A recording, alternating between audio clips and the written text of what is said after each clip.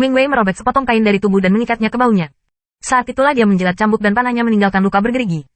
Baginya sebelumnya, cedera ini hanya bisa dipulihkan dengan berkedip, dan tidak perlu mengatasinya. Tetapi sekarang dia dapat memiliki hidupnya. Setelah luka dirawat, Ming Wei melompat dari atap. Orang buangan lainnya, serta para dewa liar yang masih hidup, juga mengambil inisiatif untuk mengelilingi Luo Zeng. Ada juga belenggu kecil dan pelampung sebagai perlindungan, yang semuanya mengikuti. Pertempuran ini terlalu tragis. Para dewa telah jatuh sebanyak 3/4, dan orang-orang buangan telah jatuh hampir setengahnya. Tetapi keluarga sipir juga terbunuh oleh hampir 200 orang. Setiap orang memiliki perasaan untuk memulihkan sisa hidupnya. Tampilan Luo Zeng telah berubah lagi. Jika bukan Luo Zeng, musuh ketiga, Li Ke, tawanan keluarga, seruling es dan ilusi putih, hasil perang ini mungkin tidak mudah untuk dikatakan. Bagaimanapun, itu adalah ilusi putih, dan telah menyeret beberapa pengasingan. Di antara mereka, tidak ada kekurangan dari 2 pemain kuat seperti itu. Peluit diblokir oleh Luo Zeng di awal. Jika Anda benar-benar membiarkan peluit menurunkan kekuatannya, akan lebih sulit untuk bekerja sama dengan jubah hitam lainnya, dan situasinya kemungkinan akan turun. Kemudian mayat-mayat yang tergeletak di tanah sekarang semuanya. Hei! Ming Wei mengambil banyak gambar di bahu Luo Zeng dengan senyum di wajahnya. Meskipun saya menebaknya, saya tidak berharap si kecil Anda bersembunyi begitu dalam. Sungguh luar biasa bisa menampilkan kekuatan magis semacam itu dalam kehidupan orang-orang. Jin Lao mengikuti kerumunan dan maju ke depan dengan tatapan penuh perhatian. Dia berkata sambil tersenyum, jangan bilang tentang Wei, artinya, aku tidak menemukan lelaki tua ini. Sebenarnya, Jin Lao Xin sudah ingin mengerti. Bagaimanapun juga, kehidupan orang-orang adalah kekuatan gaib dari dewa-dewa kuno yang kacau balau. Aturan yang ia buat tidak mungkin kecil. Satu-satunya kemungkinan adalah masalah darah Luo Zeng.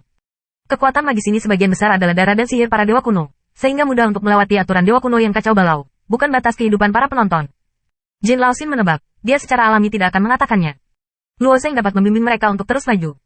Inilah yang senang dilihat oleh Jin Lao. Ia bersyukur sebagai tambahan atas kepuasannya. Dia bahkan berpikir bahwa tidak peduli seberapa buruk situasi kebangsaan Li di dunia ibu, ada Luo Zeng Zeng. Bagaimanapun, ada secercah harapan. Jika dia bisa pergi dari sini, dia harus mengikuti kemampuan terbesarnya untuk mengikuti Luo Zeng. Banyak orang dalam pertempuran ini terluka parah, dan bahkan 10 orang tidak memiliki lengan dan kaki patah. Mereka yang terluka lebih parah tidak memiliki kekuatan bertarung dan hanya bisa meninggalkan mereka di sini terlebih dahulu. Jika Anda dapat mengangkat kehidupan orang-orang, lengan dan kaki yang patah dapat dengan cepat tumbuh kembali. Orang-orang seperti Ming Wei dan orang-orang lain relatif terluka ringan dan hanya dapat mengambil beberapa pengobatan obat biasa. Efek pengobatan secara alami sangat umum, sehingga semua orang tidak memilih untuk melanjutkan, tetapi tetap di tempat untuk memulihkan diri. Seruling, es, ilusi putih, ketiganya adalah tulang punggung sekolah lama, dan sisanya pasti tidak akan mengambil inisiatif untuk menyerang. Mereka pasti akan tetap di altar kesetaraan. Itu tidak cukup ketakutan, kata Xiao Yan. Saya melihat mata Luo Zeng dan tersenyum. Terlebih lagi, kita masih memiliki Luo Zeng. Otaru hanya berharap bahwa Luo Zeng akan cocok dengan garis dan menyelesaikan balas dendam melalui orang-orang buangan. 67.356. Dia tidak menyangka kalau orang luar ini menjadi seorang pembunuh besar. Orang-orang buangan dari awan topan ini akan benar-benar mengandalkan Luo Zeng, dan sungguh luar biasa untuk memikirkannya. Sepertinya kita telah berhasil lebih dari setengah. Aku akhirnya bisa kembali ke dunia ibu. Terima kasih untuk Luo Zeng. Orang-orang buangan bersinar di mata dan menyulut harapan. Kesuksesan itu hanya langkah terakhir, dan tak terhindarkan mereka sedikit bersemangat. Xiao Yan memandang orang-orang di sekitar mayat, dan ada beberapa kesedihan di antara penampilan. Perang ini dibawa olehnya, dia memang pengkhianat bagi keluarga sipir. Pertikaian antara sekolah lama dan kaum liberal akhirnya berkembang sedemikian rupa sehingga bukan itu yang diharapkan Xiao Yu. Tetapi ketika berpikir tentang orang tua yang menghina dan sekarat, kesedihan di mata Xiao Yan memudar, dan mungkin semua ini adalah himpunan dalam kegelapan. Setelah seharian beristirahat, kerumunan berlanjut lagi.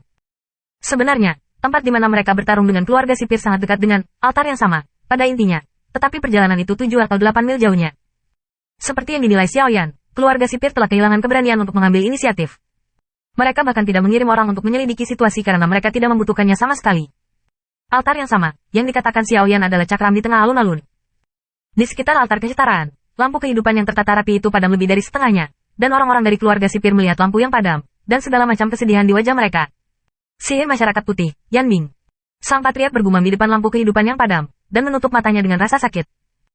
Kepunahan setiap lampu perintah mewakili kematian suatu suku, dan begitu banyak lampu kehidupan padam, yang berarti bahwa orang-orang yang mereka kirim telah terbunuh. Suku-suku ini adalah elit dari sipir mereka, dan mereka terbunuh, yang berarti bahwa keluarga sipir telah dikalahkan. Patriark, kita masih di sana. Jubah hitam melepas jubah hitamnya dan memperlihatkan rambut putihnya. Jubah hitam itu sudah sangat tua. Ya, kita masih bisa bertarung. Di bawah kehidupan rakyat kita, kekuatan kita tidak akan lebih lemah dari Baise. Seorang lelaki tua lain juga melepas jubah hitamnya dan berdiri.